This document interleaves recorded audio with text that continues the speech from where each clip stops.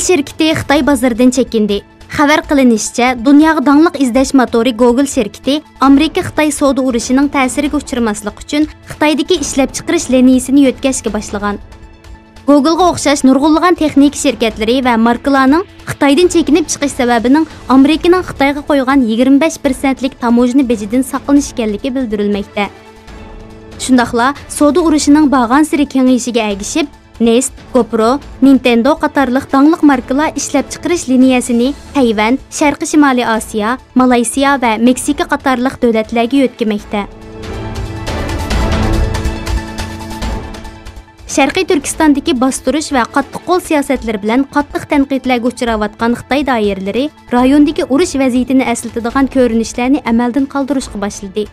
Eng yangi uchurlarga asoslanganda, Urumchi va boshqa bir qism shaharlarda Xitoy soqchilari tomonidan atalmish amonlik tadbiri sifatida yo'lga qo'yilgan bir qism ijroatlar amaldan qoldirilgan.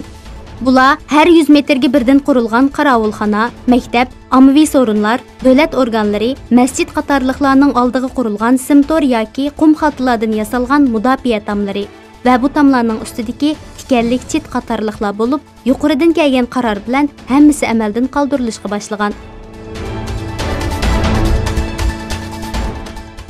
Xitoyning yig'ivelish lagerida bir mezgil tutib turilgandan keyin Qirg'izistonning aralashishi bilan qo'yib berilgan Sharqiy Turkistonlik qirg'iz qiz lagerda uchragan vahshiyliklarni va shahid bo'lgan ishlarini ommaviy taratqularda e'lon qildi. Yig'ivelish lagerining qurboni bo'lgan bu qiz lagerlarda tutqun qilingan musulmon turklarining a'zolarining setildiganligi va Xitoy kommunist hokimiyatining bu orqali kirim qiladiganligini oshkorladi. Amerika Mudofaa Ministerligi Rossiyani S-400 orqali Amerika bilan Turkiya orasidagi kuchlik munosabatni buzishga urinish bilan aybladi. 5 burchaklik binoning xalqaro siyosatga mas'ul bayonotchisi Erik Turkiyaning Rossiyadan S-400 setib olishi haqida to'xtalib, Rossiyaning bu orqali Amerika bilan Turkiya orasidagi kuchlik munosabatni buzishga uringanligini aytdi. Rossiya uchun eng chong g'alaba NATO ittifoqdoshlarining bo'linishidir. Lekin bundaq bir ish bo'lmaydi. Türkiye bilan bo'lgan munosabatlarimiz davomlashadi. Biz nimali bo'lmasin, Türkiye bilan 70 yillik ittifoqdosh, dedi. Hong Kongda keng ko'lamlik namoyishga sabab bo'lgan gumondorlarning Xitoyga qaytarilish qonun loyihasi vaqtliq to'xtatildi. Hong Kong alohida ma'muriy rayonining bosh ma'muri Carrie Lam bayonot e'lon qilib, bu qonun loyihasining jamiyatda zo'r bir fikr bo'lguchilik keltirib chiqarganligini va bu sababli to'xtatib qo'yilganligini aytdi.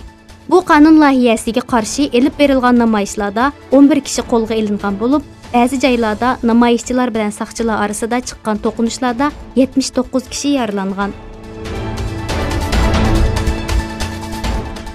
Osiyoda hamkorlik va xavfsizlikni kuchaytirish yig'ini 5-navbatlik davlat va hukumat boshliqlari yig'ini Tojikiston poytaxti Dushanbeda o'tkazildi. Texmi bexatar va gullangan o'rtaq rayon orzusi temiliq yig'inda Osiyodagi siyosiy, iqtisodiy muhit va insonparvarlik sohalarida hamkorlikni kuchaytirish, yangi xiristlarga qarshi kurash va xavfsizlikni kuchaytirish masalalari muzokara qilindi.